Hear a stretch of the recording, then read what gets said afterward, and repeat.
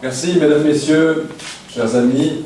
C'est un plaisir de vous adresser au nom de la ville de Genève un plus cordial salut, de vous souhaiter la bienvenue ici dans cette ville. Et vous jouissez à cet étage d'une vue magnifique sur cette cité. La vue est magnifique parce que nous avons la chance dans cette ville de ne pas connaître de catastrophes naturelles depuis de nombreuses années. Mais ça pourrait arriver un jour. Et mon premier propos ce soir, c'est de vous dire que, en ma qualité de maire de cette ville de quelques 200 000 habitants, je suis très heureux d'avoir pu signer au mois de mai de cette année la participation de Genève, au même titre que de nombreuses autres villes, au programme de l'UNISDR, donc au programme des villes résilientes.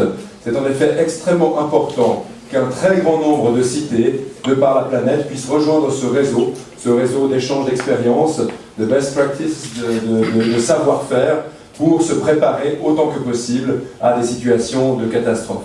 Je sais, pour en avoir vécu quelques-unes dans le cadre militaire, puisque je suis également actif comme capitaine. En Suisse, on a une armée de milices et on est tous aussi soldats, capitaine dans les troupes d'aide en cas de catastrophe, à quel point c'est important, le jour où l'on vit une situation de catastrophe, de pouvoir bénéficier de l'aide d'autres villes qui se sont préparées, elles, de leur côté. Et puis je suis là également heureux de m'exprimer devant vous, du haut de mes 33 ans. Je ne sais pas si je fais encore partie des jeunes, mais on va considérer peut-être que oui. C'est peut-être jusqu'à 35 ans qu'on est jeune, je ne sais pas. C'est à l'ONU de répondre. Mais vous dire en tout cas que, en ma qualité de jeune maire, je suis très attaché, et ça fait le lien avec ce que je vous disais il y a un instant, à l'idée des villes durables.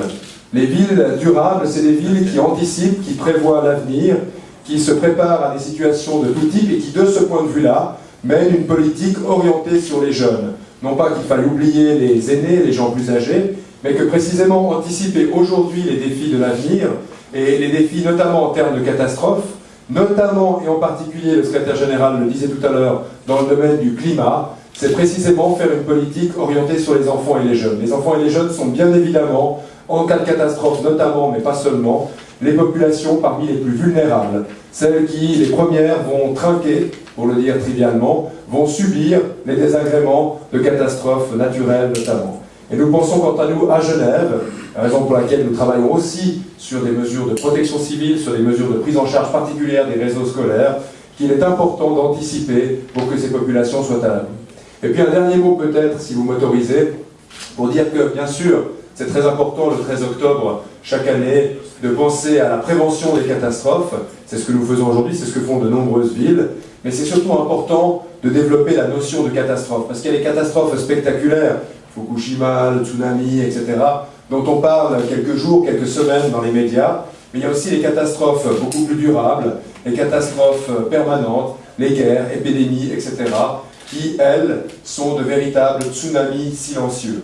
Ces catastrophes-là aussi nous pèsent, ces catastrophes-là aussi ont porté un poids très lourd sur les enfants et les jeunes, et pour cette raison-là, j'aimerais vous remercier de votre engagement, de l'engagement de l'ONU et du programme en particulier que vous incarnez, parce que c'est une vigilance de tous les jours, pas seulement le 13 octobre, à laquelle nous devons nous associer. Merci de votre attention et excellents travaux.